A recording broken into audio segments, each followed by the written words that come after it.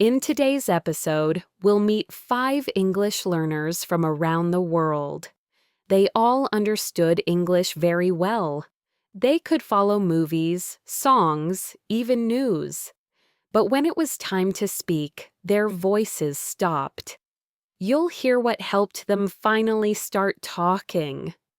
And after their stories, I'll explain exactly why this happens and how you can fix it too. Let's begin. Hi, my name is Lina. I'm from Jakarta, Indonesia. When I was in university, I loved English songs. I could understand every lyric. But when I met a tourist at the train station, my mind went blank. I smiled but said nothing. That night, I felt so sad. I thought, why can I understand but not talk? One day my friend gave me advice. Speak to your camera. So I opened my phone, looked at myself, and started speaking. At first I could only say, "Hello, my name is Lina." My voice shook. I laughed and deleted the video. Laughed softly. But the next day, I tried again. Every evening, I recorded a 1-minute video about my day, my breakfast, my bus, my homework. After 2 weeks, I started enjoying it. I listened back and said, this word sounds strange. Then I searched for the correct pronunciation and practiced again. After 2 months, I made a video about my favorite book, all in English. My secret? Talk to your camera.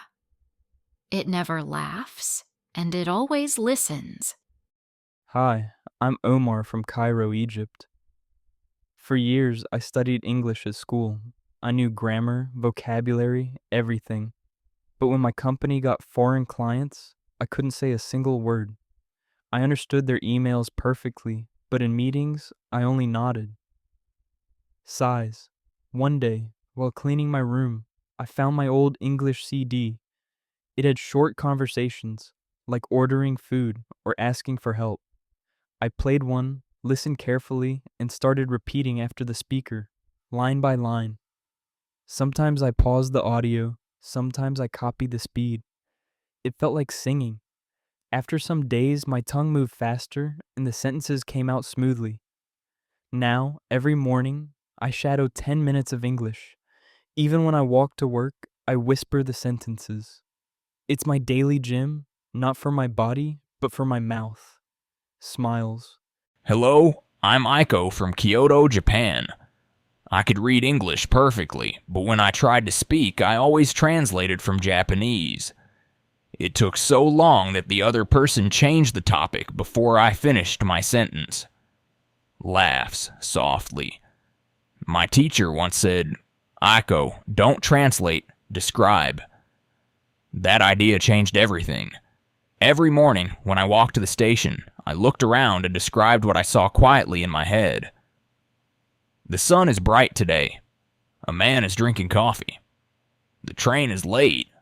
At first it felt silly, but after 2 weeks my brain started to think in English automatically. Now I can chat without planning every sentence.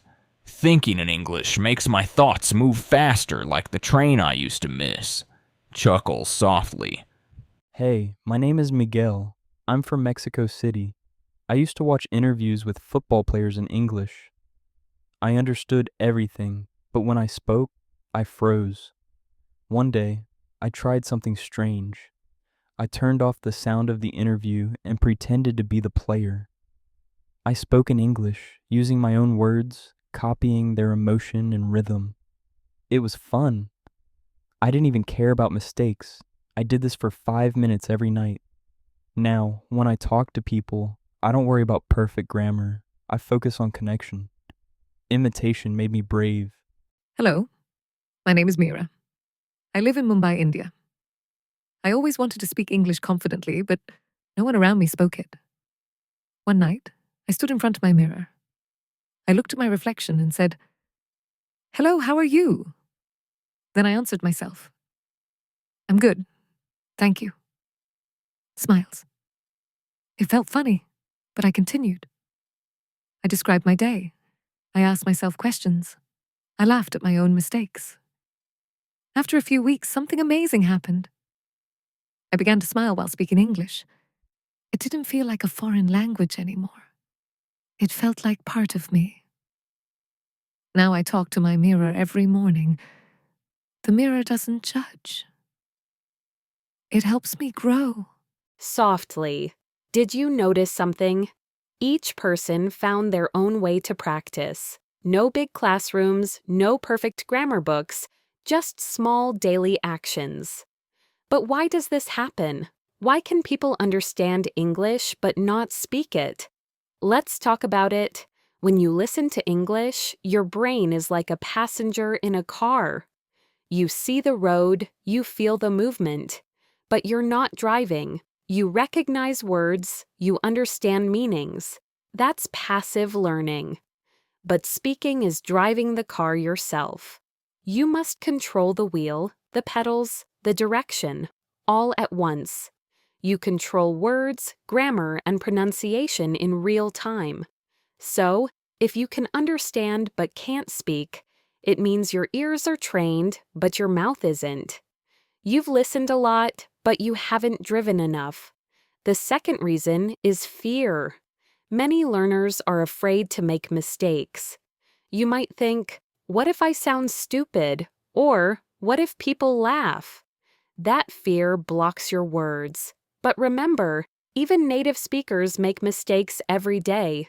Fluency doesn't mean perfection. It means communication. If people understand you, you're already successful. Smiles. The third reason, translation. Your brain thinks in your native language first, then tries to change the sentence into English. But English doesn't always follow the same word order or rhythm. While you're thinking, the conversation keeps moving. The solution? Think directly in English. Start small. When you make coffee, say quietly, I'm making coffee. When you walk outside, the sky is blue. When you see someone running, she is running fast. You can do it silently. No one will notice. Little by little, English becomes the voice in your mind. Another reason, you simply don't speak enough. Many learners spend hours watching lessons, but never open their mouths. That's like reading about swimming, but never jumping into the pool. You don't need a partner to practice. Your phone, your mirror, or your thoughts are enough. Speak 1 minute every day.